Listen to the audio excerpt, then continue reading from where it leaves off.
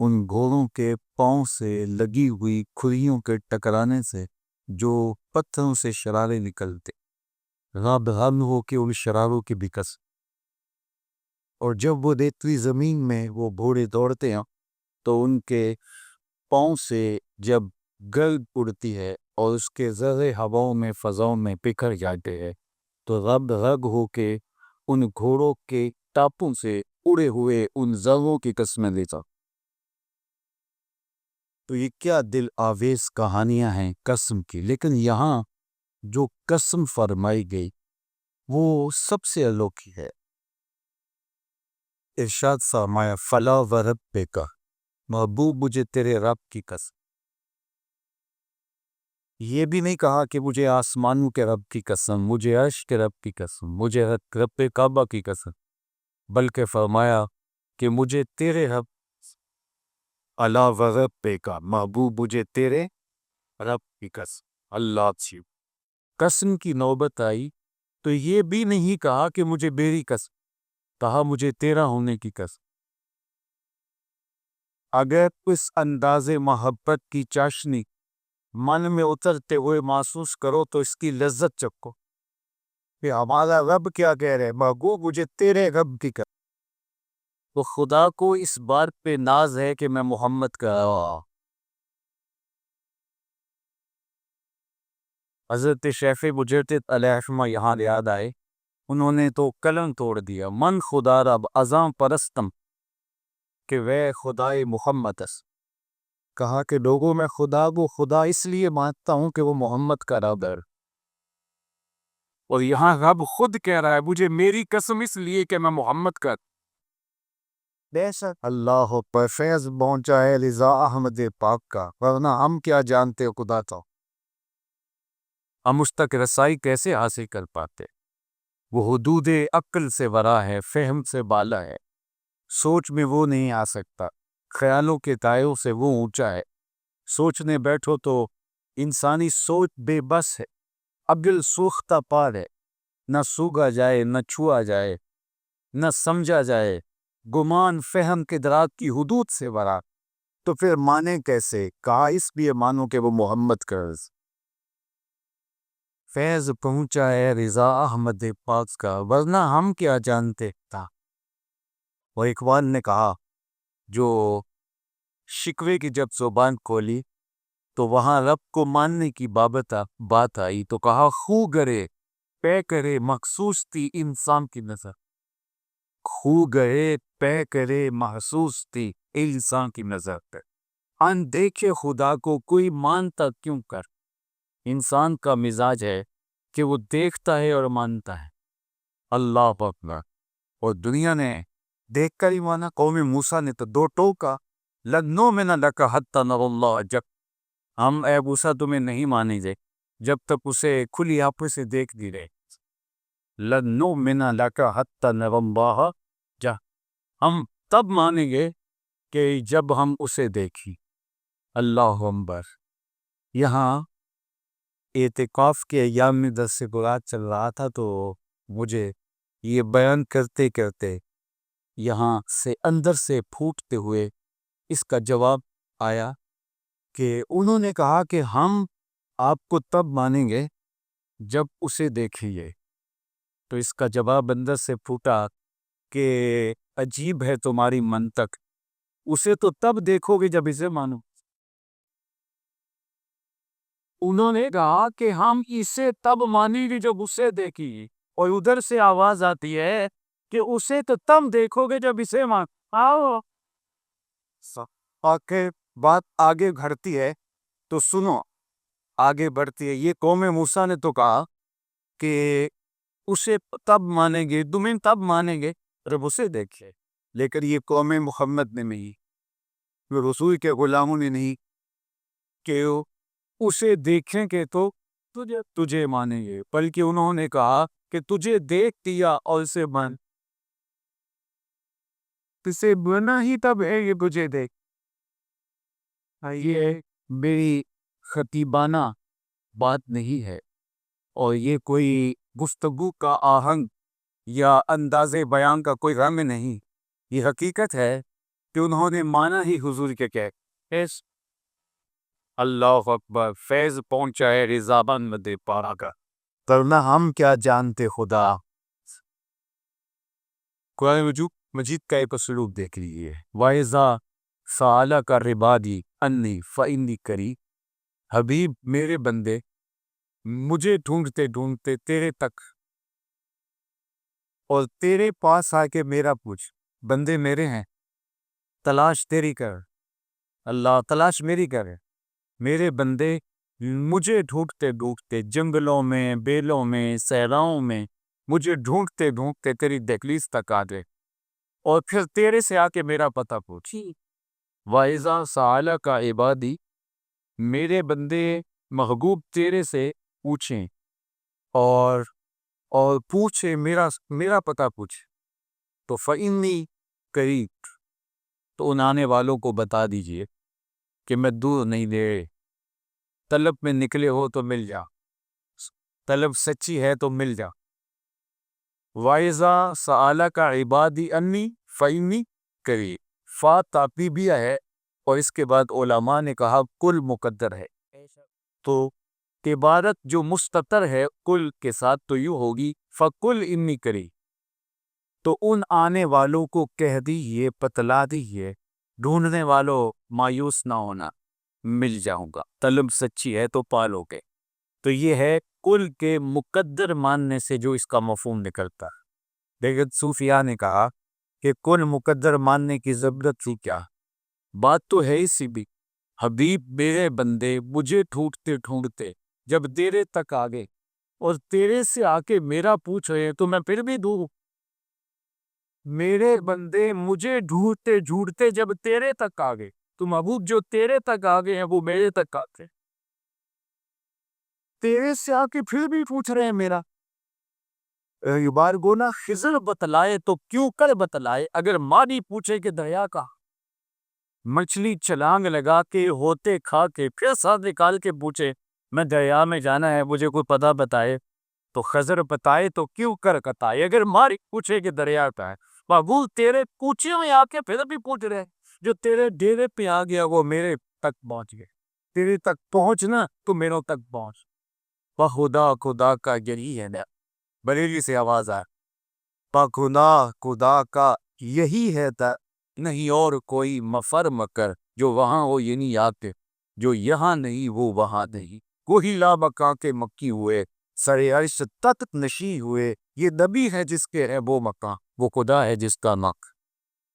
خدا محبوب جب میرے بندے مجھے گھومتے گھومتے تیرے تک آتے تو جو تیرے تک پہنچ گئے وہ میرے تک پہنچے۔ اللہ اکبر۔ سوا نامی ایک شخص سے حضور نے گھوڑے کا سودا کر، اللہ، اچھا کہا کہ میں تاجرانہ غرض سے تو آیا نہیں تھا، کو اچانک تمہارے ہاتھ میں گھوڑا دیکھا تو مجھے پسند آ گیا، تو میں اپنے گھر میں سے جا کے اس کی قیمت تمہیں لا کے پیش کر دیتا ہوں، تم اتنی دیر تک یہاں انتظار کرو۔ وہ انتظار کر رہا تھا تو کسی نے کہا یوں کھڑے ہو، کہا مسلمانوں کے نبی سے گھوڑے کا سودا طے ہو گیا ہے، وہ قیمت دینے گیا ہے، تو اس نے کہا کہ مجھ سے زیادہ پیسے لے لو، کہا میں تو سودا کر چکا ہوں، کہا کوئی گواہ تھا، کہا نہیں، کہا کہ مکر جانو بولتے، اتنے میں حضور موقع پہ پہنچ گئے، قیمت دے کے گھوڑا لینا چاہا تو اس نے کہا میں تو آپ سے سودا ہی کوئی نہیں کیا، آقا کریم کہیں ابھی بات ہوئی تھی اور تم کہہ رہے ہو بے چین۔ اس نے کہا اگر آپ نے مجھ سے گھوڑا خریدا ہے اور میں نے بیچا ہے تو آپ کی شریعت میں کیا تسویہ کی صورت ہے جب دو آدمیوں کے مابین یوں نزاع بن جائے، ایک انکار کرے دوسرا کہے کہ میں دعویٰ کرے کہ ایسا ہے، کہا میری شریعت تو یہ کہتی ہے کہ جو مدعی ہے وہ گواہ لائے گا، والیمین علی من انکر، اور اگر اس کے پاس گواہ نہیں ہیں تو جو انکار کرتا ہے وہ قسم دے، تو یا تو آپ گواہ دے آئیں کہ آپ نے مجھ سے گھوڑا خریدا تھا، اور اگر آپ کے پاس گواہ نہیں ہے تو مجھ سے قسم لے، مکر تو گیا تھا، قسم دینا بھی کیا مشکل تھا اس کے لیے۔ مجمع اتنی دیر میں اکٹھا ہو گیا، لوگوں کا ہجوم بن گیا، جہاں حضور کھڑے ہوں گے تو وہاں لوگ تو نہیں آئے، جس سے سونا پب رکھتا سرودہ گو اللہ ہے، تو لوگ جمع ہو گئے، تو فرمایا کہ کر اس نے کہا جناب آپ کوئی گواہ دے دیں نہیں تو میں قسم دیتا ہوں، اور وہ تیار تھا قسم دینے کے لیے، زیادہ پیسوں کا لالچ ملا تھا، تو اب ظاہر ہے گواہ تو تھا نہیں۔ حضرت خزیمہ بن ثابت انصاری رضی اللہ تعالیٰ عنہ وہ بھی مجمع اصحاب میں موجود تھے، تو وہ آگے بڑھے، کہا کہ گواہ انت ہے، میں گواہی دے گا۔ حضور نے آپ سے گھوڑا خریدا تھا، جتنی قیمت بتا رہے اتنے میں سوتا ہوا ہے۔ اچھا، اس نے کوئی سستے داموں تو بیچا نہیں تھا کہ بس زیادہ پیسوں کے لالچ میں آ گیا تھا، تو جب لوگوں کا پریشر ہوتا ہے تو اس سے نکلنے کا راستہ مل جائے تو بندہ غنیمت سمجھ کر، تو اس نے کہا ٹھیک ہے جی، میرا مطالبہ پورا ہو گیا۔ گھوڑا حضور کے ہاتھ میں دیا، قیمت وصول کی، لوگ چھٹنے لگے، مجمع ہٹنے لگا۔ تو حضور نے حضرت خزیمہ کو اشارہ کر کے قریب بلایا، کہا خزیمہ گھوڑا مل گیا، بات بھی سچ ہے، لیکن تم نے گواہی کیسے؟ تم تو موقع پہ موجود ہی بھی تھے۔ تو سنو حضرت خزیمہ نے کہا، وہ عرض کی احد گھوڑا کیا ہے، آپ کے کہنے پہ رب کی گواہی، اس کو دیکھا تھا، آپ نے کہا نا تو ہم نے مان لیا، تو جب آپ نے ایک ایسی ذات کی گواہی ہم سے دلوائی جو خیال خیال گمان سوچوں سے بھی بڑا ہے، یہ گھوڑا کیا ہو؟ تو حضور نے حضرت خزیمہ کا ہاتھ پکڑ کے فضا میں بلند کیا اور جانے والوں سے کہا، رک جاؤ، ٹھہرتے ہو، کسی عدالت کے جہری میں گواہ کی ضرورت ہو، میری شریعت 2 گواہ مانگتی ہے، لیکن جہاں میرا خزیمہ ہوگا ایک ہی گواہی 2 کے قائل۔ تو ہم خدا تک پہنچے ہیں، نو اسی راستے سے پہنچے، اور یہ کتنا خوبصورت راستہ اللہ نے قسم سے اس کو واضح کر دیا کہ تم اگر اس بات پہ ناز کرتے ہو کہ ہم محمد عربی کی امتی ہیں، تو مجھے حب ہو کے ناز ہے کہ میں محمد کہا ہوں، تاب اغبتے کا، مجھے تیرے در کی قسم، ہمیں ناز ہے کہ ہم حضور کے غلام ہیں، فخر کا دل میں دریچہ باز کرنا چاہیے، جن کا تو آتا ہے ان کو ناز تسکا، ہمیں فخر ہے اس بات پہ کہ ہم حضور کے امتی، تو رب ہو کہ جب ناز کر فلا و رب کا، محبوب مجھے تیرے رب کی قسم، اللہ اکبر، فلا و رب کا، یہ تو قسم تھی، اتنی بڑی قسم کی، رب نے اپنی قسم کی، یہ انداز کی دل فریبی ہے، اللہ اکبر۔ اہل محبت کو اس سے جو لطف نصیب ہوتا ہے، وہ رب جس طرح اپنی قسم کہہ رہا ہے لیکن نسبت حضور کی فیس، تو قسم کا جواب کیا ہے؟ فلا وربک لا یؤمنون حتی یحکموک فیما شجر بینہم، مجھے تیرے رب کی قسم، اتنی دیر تک کوئی شخص مومن ہی نہیں ہو سکتا جب تک اپنے فیصلوں میں تجھے حاکم۔ اس کے شان نزول علماء تفسیر نے 2 بیان فرمائے ہیں، ایک تو حضرت زبیر جو حضور کے پھپھی زاد آئی تھے ان کا، اور ایک انصاری کا آپس میں کھیتوں کو پانی دینے کے حوالے سے تنازع بنا۔ ان کا کھیت جو ہے وہ بالائی حصے میں تھا اور اس کا پھر آگے نشیبی حصے میں تھا، تو آپ نے کہا کہ تم پہلے اپنے کھیت کو سیراب کر دو، پھر اپنے اس دوست کے لیے پن چھوڑ، فیصلہ میرٹ کرتا، لیکن اس نے کہا کہ حضور نے رشتہ داری کی بنیاد پہ اس کے حق میں فیصلہ دیا ہے، تو اللہ تعالیٰ نے یہ آیت نازل کی کہ محبوب یہ دعویٰ کرتا ہے کہ میں مومن ہوں، میں خدا ہو کے کہتا ہوں مجھے تیرے رب کی قسم، اتنی دیر تک کو مومن ہی نہیں ہے تو کوئی فیصلہ پڑا۔ اور دوسرا، ایک یہودی اور ایک منافق کے مابین کسی معاملے میں تناؤ پیدا ہو گیا اور وہ فیصلہ لے کے حضور کے پاس آ گئے، تو اللہ کے محبوب نے دونوں کی بات کو سنا۔ فیصلے تو میرٹ کی بنیاد پہ دیے جاتی، چاہے کوئی آپ کا مسلمان بھائی ہو یا چاہے کوئی دوسرا مخالف کافر ہو، تو حضور نے جب سنا تو وہ یہودی حق پہ تھا، تو آپ نے فرمایا کہ یہ درست ہے تم غلط ہو۔ اس تو بڑا برا لگا کہ میں کلمہ پڑھتا، اسلام کا ادعا رکھتا اور میرے حق میں فیصلہ ہی نہیں ہوا، تو اس نے وہاں سے نکل کے کہا کہ میں حضرت عمر سے فیصلہ کروں۔ اس کے ذہن کے کسی گوشے میں یہ بات بیٹھی تھی کہ حضرت عمر کافروں کے بارے میں، یہودیوں کے بارے میں سخت مزاج رکھتے، اور جب وہ یہ سنے دے کہ یہ یہودی ہے اور میں مسلمان ہی، بس کافی ہو گئی تھا، تو وہ یا کے حضرت عمر کے دروازے پہ 2 لوگ چلے گئے۔ اللہ اکبر، حضرت عمر باہر آئے، پوچھا کیا ماجرا ہے؟ کہا کہ میرا اور اس کا تنازع ہے، اور یہ یہودی ہے حضرت اور میں مسلمان، اور اپنی ساری بات سنایا۔ حضرت عمر نے بات سنی اور یہودی سے کہا تم کچھ کہنا چاہو؟ کہا میں ایک ہی بات کہہ دیجیے، اس مقدمے کا فیصلہ اللہ کے رسول میرے حق پہ بھیجو۔ حضرت عمر نے اس سے تصدیق چاہی کہ یہ درست کہہ رہا ہے. کہا کہ ہاں یہ سچ کہہ رہا ہے، لیکن میں حضرت آپ کے پاس آیا. کہا رکو تمہارا فیصلہ بھی ہو. اندر گئے، جب واپس آئے تو ہاتھ میں تلوار تھی، اور اس منافق کی گردن کو تالتے ہوئے تاریخ ساز لفظ کا ایک ہا تازہ عقدی لمن لم یت بقضاء اللہ و رسولہ، جو اللہ اس کے رسول کے فیصلے کو نہیں مانتا اس کا فیصلہ عمر کی تلوار ایسے ہی کر. اب شور مچ گیا کہ عمر نے ایک مومن کو قتل کر دیا، مسلمان کو قتل کر. اس کے رشتہ دار باقاعدہ احتجاجی جلوس لے کے حضور کی خدمت میں پہنچے کہ عمر نے مسلمان کو قتل کر دیا ہے، ماورائے عدالت قتل ہو گیا. شور مچ گیا. اللہ اکبر. اللہ کے محبوب صلی اللہ علیہ وآلہ وسلم نے فرمایا عمر کو بھی تم بلاؤ تاکہ ان کی بات بھی سنیں. وہ یہاں اس نوبت تک کیسے پہنچے؟ حضرت عمر کو بلاوا گیا. حضرت عمر بعد میں پہنچے، جبریل پہلے آ اور یہ آیت گرما نازل ہوئی. فنا وربک لا یؤمنون حتی یحکموک فیما شجر بینہم. محبوب مجھے تیرے رب کی قسم، مجھے تیرے رب کی قسم. اللہ اکبر. جو جو جو مجھے تیرا نہیں مانتا وہ مجھے نہیں مانتا.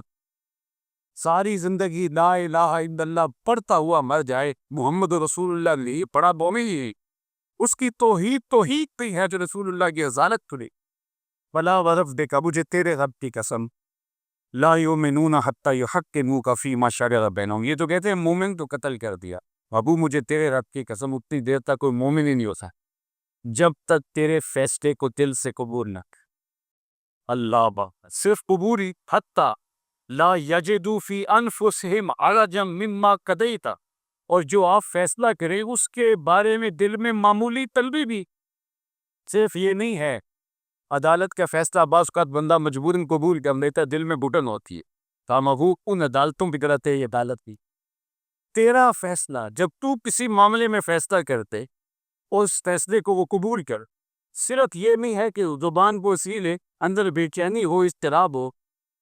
ایمان تب سمجھ میں آئے گا کہ وہ مومن ہے کہ ثم لا یجدوا فی انفسہم حرجا مما قضیت. محبوب جو تو نے فیصلہ کیا ہے اس فیصلے کے حوالے سے دل میں معمولی تکلیف نہ ہو. وَيُسَلِّمُوا تَسْلِيمًا، اور اس کو ماننے کا جو حق ہے وہ پورا کرے. جب تک یہ نہیں ہوتا مجھے تیرے رب کی قسم کوئی مسلمان ہی نہیں ہو سکتا. اب مجھے بتاؤ کہ جب حضور کے فیصلے کو یوں ماننا ہے تو پھر آئین مصطفیٰ ہماری زندگی کا جزو لا ینفک ہو گئے ہے کہ ان کا بتایا ہوا انداز حیات، ان کے دیے ہوئے قوانین، ضابطے، اسلوب حیات، نظام ہماری زندگی پر کس طرح پورا اترے گا. آج ہمارا مسئلہ کیا ہے؟ آج ہم 1 ارب 70 80 کروڑ ہونے کے باوجود دنیا کے اوپر رسوا کیوں ہے؟ اس لیے کہ ہم زبان سے تو حضور کے نظام کی بات کرتے ہیں، ہم مسلمان اپنے آپ کو تو کہتے ہیں، لیکن ہمارے رویے، ہمارا طرز زندگی، ہمارا انداز معاشرت، ہمارے اسلوب حیات حضور کے بتائے ہوئے اسلوب کے مطابق بھی نہیں. اسلام میں آدھا تیتر آدھا بٹیر نہیں، سر سے لے کر پاؤں تک انہی کا ہونا پڑتا. اس چمن میں پیروے بلبل ہو یا تلبیز گل، یا سراپا نالا بن جائے یا نوا پیدا نہ. یہ بھی ہوگا کہ ہم یہ راستہ بھی رکھیں اور یہ راستہ بھی رکھیں. تو ہم ابھی ایک طرف تیرا فیصلہ ہے، ایک طرف سارا زمانہ. اللہ محبوب تیرے فیصلے کو یوں ماننا ہوگا کہ دل میں کوئی کھٹکا بھی ہو. ثم لا یجدوا فی انفسہم حرجا مما قضیت. جب تک یہ درجہ قلبی کیفیت کا نہ ہو، میں خدا ہو کے کہتا ہوں مجھے تیرے رب کی قسم بندہ مومن ہی. باقی کہانیاں تو بعد کی. تو وہ ایمان کے نور سے ہی مالا مال نہیں ہوتا جب تیرے لیے یہ اس کے دل کی، اس کے قلب کی حالت. اللہ اکبر. تو ہمیں سر سے لے کر پاؤں تک اسلام کا ہونے پڑے گا، پھر اس کے بعد اس کام ہمیں فیض دے گا. جب ہم بھی گنجائش ہے کہ یہ جہاں جی چاہا مان لیا. وہ کیا کسی نے کہا تھا کہ میٹھا میٹھا ہاپ ہاپ کروا فوت ہونے کی، ایسا نہیں ہے. عبداللہ ابن سلام ابن یامی ابن اسید اور ابن اسیب یہ لوگ اسلام لائے تھے، لیکن اسلام لانے کے بعد انہوں نے دیکھا کہ اسلام کوئی اونٹ کے گوشت کو کھانا واجب بھی قرار دیتا، نہ اونٹ کا دودھ پینا کوئی وجوب ہے اسلام میں. ہم میں سے کتنے لوگ ہوں گے جنہوں نے آج کا اونٹ کا گوشت چکھ کے بھی نہیں دیکھا ہوگا، اس کا دودھ کبھی ایک گھونٹ تک بھی پیا ہوگا. ہمارے اسلام میں کوئی فرق نہیں پڑا. لیکن یہودی اونٹ کا گوشت نہیں کھاتے تھے، اس کا دودھ بھی پیتے تھے، اور ہفتے کی تہذیب کا معاملہ تھا۔ اسلام کون سا منع کرتا ہے یا کوئی واجب کرتا ہے؟ تو چلو ہم بچپن، لڑکپن، جوانی، اب کہولت کے ایام کی طرف بڑھ رہے ہیں، اب اسلام نصیب ہو گیا ہے، تو بچپن سے ایک چیز کو چھوڑے آ رہے ہیں، تو اب بھی اس کو چھوڑے رکھیں ہیں۔ اسلام تو کوئی اسلام میں واجب تھوڑا ہے، کوئی فرض تھوڑا ہے، مباح ہے، جائز ہے، میسر ہے تو لے لو، نہیں ہے تو کوئی بات نہیں۔ تو انہوں نے اونٹ کا گوشت اور دودھ کسک کے ساتھ چھوڑنا شروع کیا، جس طرح بات پہلے چھوڑتے تھے کہ کوئی بات نہیں، اسلام کون سا لازم کر دے گا۔ جب انہوں نے اونٹ کا گوشت بکسک چھوڑا تو اللہ تعالیٰ نے قرآن نازل کیا، اور اس کے اولین مخاطبین حضرت عبداللہ ابن السلام ان کے ساتھ تھے۔ یا ایھا الذین آمنوا ادخلوا فی السلم کافۃ، اے مسلمانوں، اے ایمان والو، اسلام میں آئے ہو تو پھر پورے۔ یہ بھی ہے، اور کوئی اونٹ کا گوشت کھائے اے تمہیں کھانا کیوں؟ اس لیے کہ تمہیں منحوس ہے یہودیت کی ایک رسم، اور تم اس رسم کو بھی بچانا چاہتے ہو، اسلام بگانا چاہتے ہو۔ یہاں اس رسم کو توڑنا ہوگا، تمہیں کرچی کرچی کرنا ہوگا، سر سے لے کر پاؤں تک اسلام میں آنا ہوگا۔ جب تو کس لبادے میں، اس رنگ میں رنگے جاؤ گے، پھر تمہارا اسلام اور دین مان۔ اور اس کے ان کو لازم کرا دیا گیا کہ ان کا گوشت بھی کھائیں اور ان کا دودھ بھی، اور یوں ہفتے کی تعظیم کا معاملہ بھی تو پر جو کہا کہ اس کو آپ کو ترک کرنا پڑے۔ تو ہمارا اسلام ہمیں کیا کہتا ہے؟ اپنا سب کچھ ہمارے سپورٹ کر، تمہاری خواہش بھی نہ پائے۔ اور اگر ہم اپنے آپ کو بھی رکھتے ہیں، اپنی تمناؤں کو بھی رکھتے ہیں، دیکھو کانسی، پیتل، لکڑی، پتھر اور مٹی کے مادو بت نہیں پوجے جائیں، اب خواہشات کے بت، آرزوؤں کے بت، اپنی رسوم کے، جب ہم ان کو کوستے رہیں گے، اسلام کا ثمرہ ہمیں نصیب نہیں ہوگا۔ اس چمن میں پیروے بلبل ہو یا تلمیذ ہو یا سراپا نالا بن جا یا نوا پیدا نہ، ایسا ہوگا ہی نہیں کہ آگاتی کرتے سر سے لے کر کھوں تک دین کے ترانہ میں اترنا، پھر دیکھنا کہ اسلام کیسے سمرے کے کہے۔ جب سر سے لے کر پاؤں تک ہم دین میں اترتے تو تعداد ہماری صرف 313 ہوتے ہیں، اور ہم یوں کفر تیرے بخی ہو تیری اور کہتے کہ میرا مالک مسکن کو یوم فرقان ہے۔ ابو جہل نے اپنی جاسوس کو بھیجا کہ جو دے کر گیا اکثر منفی تعداد کا کری، اور خوب واجنا ٹیلے اور اطراف میں ہر چیز کو ٹکول کے دیکھنا، پیچھے کمر موجود ہے نہیں ہے، کیا سے ہو گیا ہے۔ تو اس کا جو جاسوس تھا وہب بن عمیر، وہ کیا اور واپس پلٹ کے آتے، اس کی جو رپورٹ تھی وہ یہ تھی کہ 3 اونٹ کھا سکتے تھے، ان کی تعداد میں پیچھے وادیاں بھی دیکھ آیا ہوں، ٹیلے بھی میں نے پورے ٹٹول نے پورے، ان کے پاس تلواری بھی نہیں، ان کے پاس آلات حرب و ضرب بھی نہیں ہوا، بس وہ فاقہ مست لوگ ہیں، تن پہ کپڑے بھی ہوئے۔ اور جب یہ 313 مدینے سے نکلے تھے تو یہودیوں نے کہا تھا کدھر جا دے گا، تمہارے پاس تو تلواریں بھی مارے، اور مسلمان جن کے پاس تلواریں لی کر میں کھجوروں کے ڈٹے توڑ گئی، یہ اللہ بے بجارت تھے چلے تھے جنگ کر۔ تو انہوں نے کہا کہ تم کس بل بوتے پہ جنگ کرنے جا رہے ہو، تمہارے پاس تو ہے اور اتنی بڑی قوت ہے جس سے تم ٹکرانے جا رہے، تمہیں ہوش ہے؟ اس مل بوتے پہ جا رہے ہو جو چادر اوڑے آبی آگے چڑھائے۔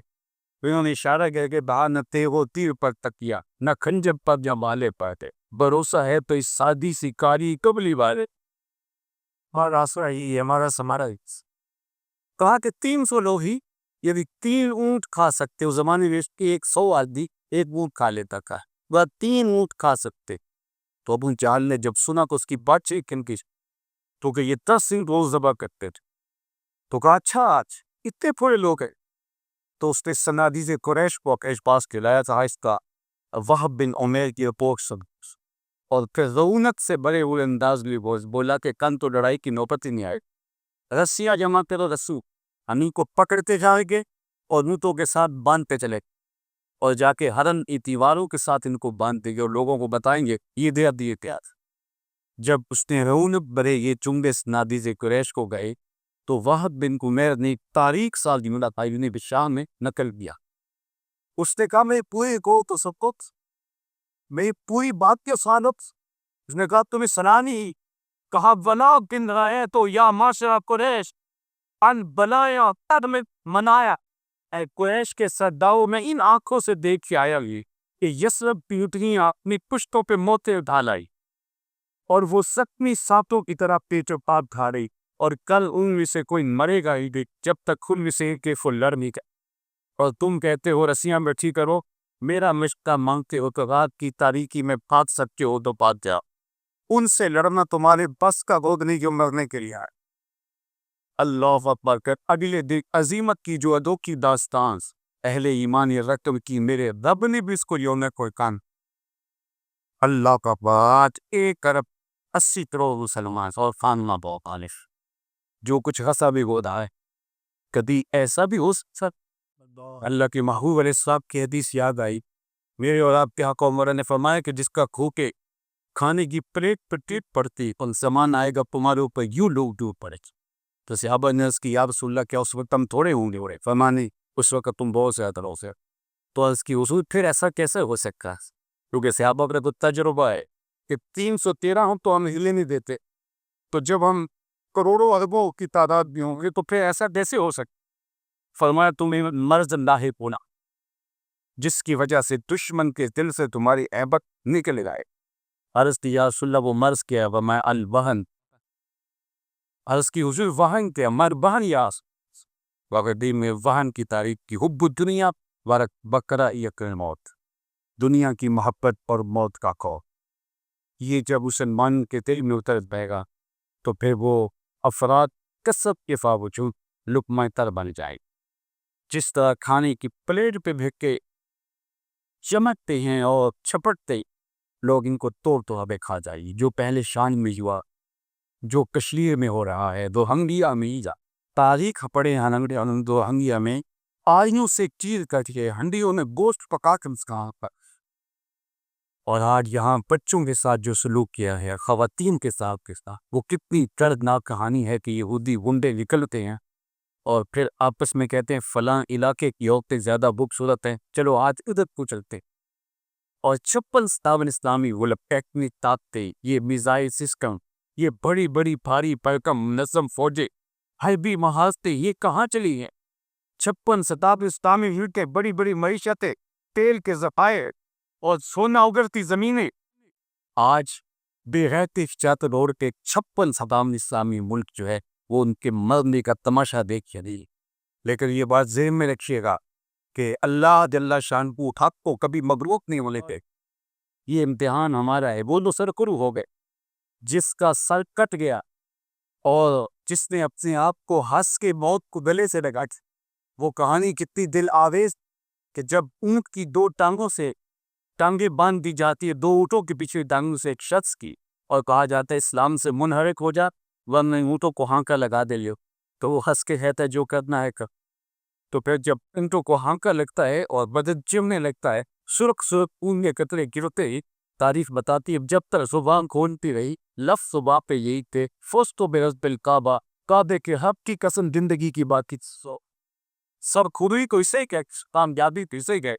کباب آتے نہیں۔ حضور جب کعبہ کی دیوار کے ساتھ بیٹھے تھے تو کافروں کے تک کرنے کی کہانی آپ کو سنانا چاہیے۔ فرمایا کباب ڈر کے ہو، تم سے قبر تو لوگوں کے جسموں کو لوہے کی تنگیوں سے چیتا گیا ہے، حتیٰ کہ تنگیوں کے تندانوں نے ان کی ہڈیوں پہ نشان چھوڑے لیکن انہیں حق کا راستہ پھر بھی نہیں چھوڑا۔ حضرت زکریا کے سر پہ آرا رکھ کے پاؤں تک جیت، اللہ اکبر، حضرت یحییٰ کی قتل کار کر کے تشکری میں سجا کے ہاتھ میں بک کے زاندے پیش کیے۔ امام راضی نے کہا کہ مکے سے لے کر طائف تک 70 ایسے نبیوں کی کمریں جن کی وفات سے بھوک کی وجہ سے لوگوں نے اذیتیں سہی، تکلیف سہی، خونی 100,000 انجم سے ہوتی ہے سحر بہتا، کتنے ستاروں کا خون ہوتا ہے پھر سپیتا احساس کلو ہوتا ہے۔ تو یہ بات ذہن میں رکھے، یہ امتحان کا نہیں کو ہمارا امتحان ہے، وہ تو کامیاب ہو گئے اسی۔ آج ہم کرے کہاں ہے؟ آج اگر دجال اپنی تمام تر مادی کفلوں کے ساتھ آپ موجود ہو تو کتنے لوگ ہیں جو تجار کے کرنے پڑے؟ آج ہم سمجھے کہ ہم کھڑے کہاں ہے۔ آج ٹیکنالوجی کی کسیدہ اور دور موجود کے اس مادی عروج کی کسیدہ خانیوں سے ہماری زبان تھکتی نہیں ہے۔ اللہ کے محبوب نے فرمایا کہ 3 گروہ ہو جائیں جو میں ایک پولو کاٹ دیا جاتا ہے، یہ شہادت سے 5 سطح پہلے کا ایک وہ کہ جو نہ فرار اختیار کر لیا، دلینے اور منطق کے اور فلسفے بکارے کہ دیکھو ہمارے پاس طاقت بنے گا، ہم پتھر کے زمانے میں تکیے نہیں دیے جائیں گے، ہماری معیشت سکڑ جائے، یہ ہوگا وہ ہوگا، وہ اس طرح کی کہانی دنیا میں ہم تنہا رہ جائیں گے، عالمی برادری سے ٹک جائیں گے، یہ ساری دلیاں ایک گروہ تک جائے گا شہید ہو جائے اور دوسرا گروہ وہ فلسفے بغیر رہا ہوگا، تیسرا گروہ جو بیت المقدس کے دروازوں پر کھڑا ہوگا، وہ لڑا اور حق کے لیے پوری استقام کے ساتھ کھڑا ہوگا۔ حضرت عیسیٰ کا نزول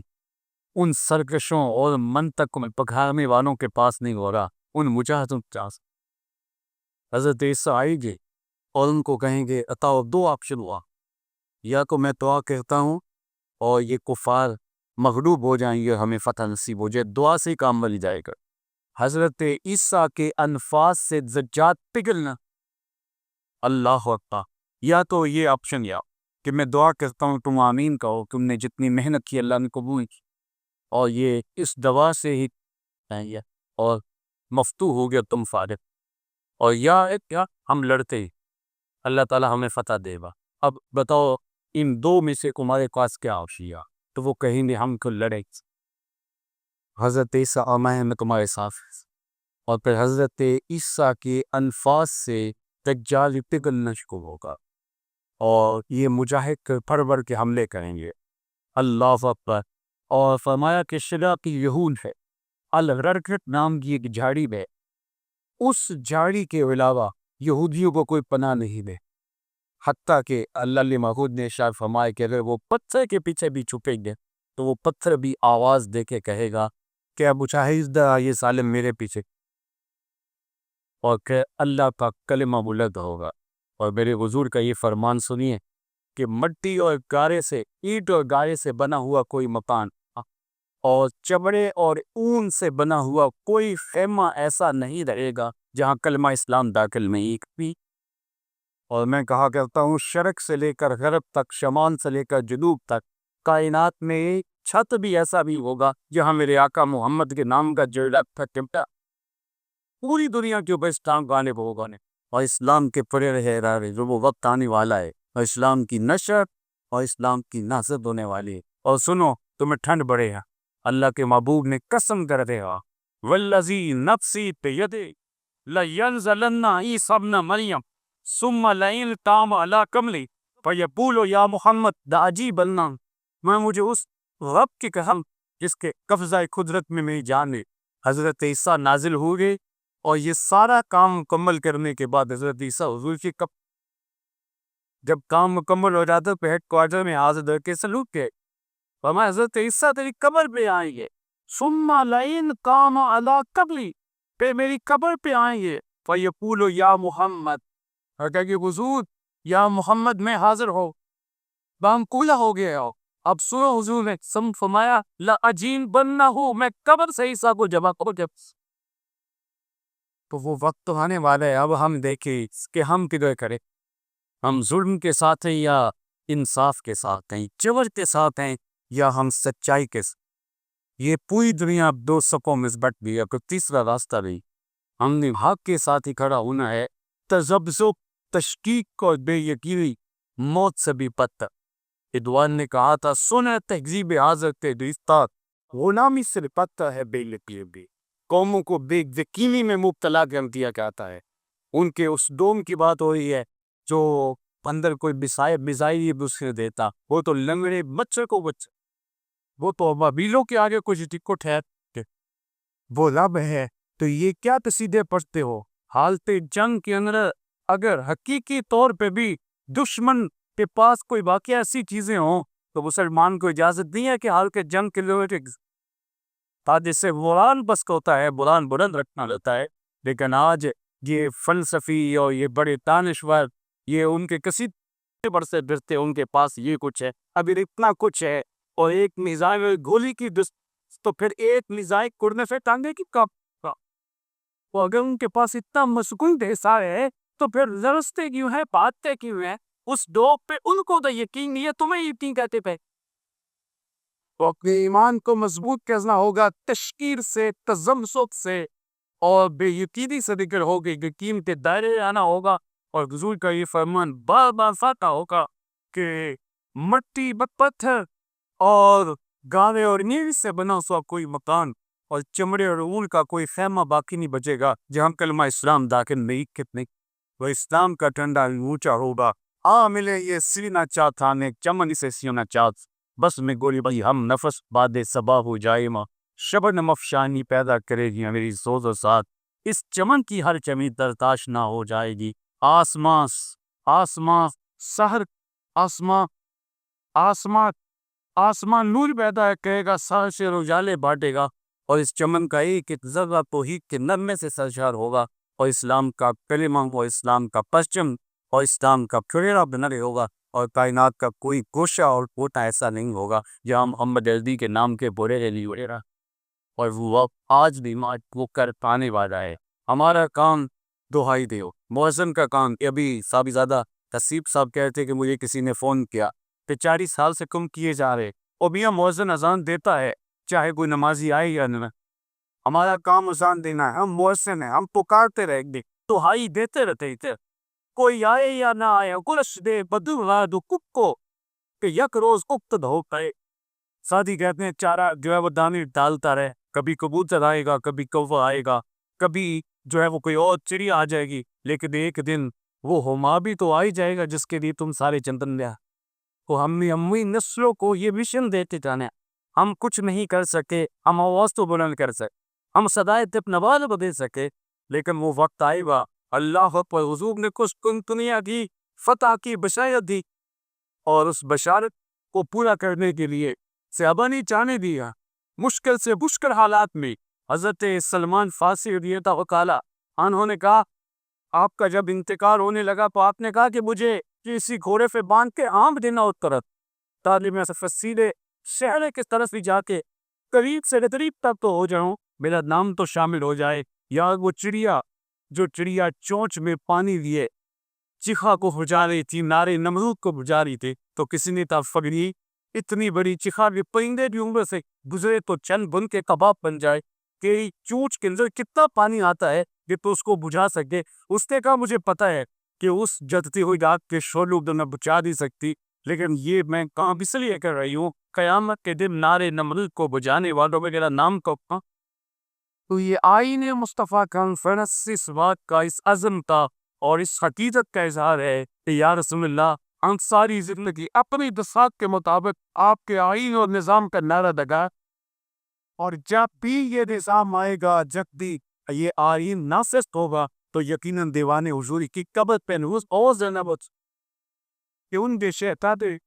ادس کی مربطہ شکل کی بجائے انہوں نے حضور علیہ السلام کے آئین کی بات کی ہے، حضور کے نظام کی بات کی ہے۔ اللہ تعالیٰ ان کی زندگیوں میں برکت عطا فرمائے، اور اس آستانہ عروج پہ رحمتیں کے سویرے قیامت تک یوں طلوع ہوتے رہی۔ یہاں جو سلسلہ علوم درس و تدریس قسمت کے اندر جاری ہوا، حضرت دیوان حضوری علیہ رحمہ و رضوان کا فیضات یوں قیامت تک کی جائے رہے، اور یہاں باقاعدہ علماء بھگ کر آفاق بھی کے بوشے میں نور روشنی اور اجالے پھیلاتے رہی۔ وسعت دن کو بہت تھی، وسعت صحرا ام ہے، اس لیے مجھ کو تڑپنے کی تمنا کم ہے۔ وآخر دعوانا الحمدللہ۔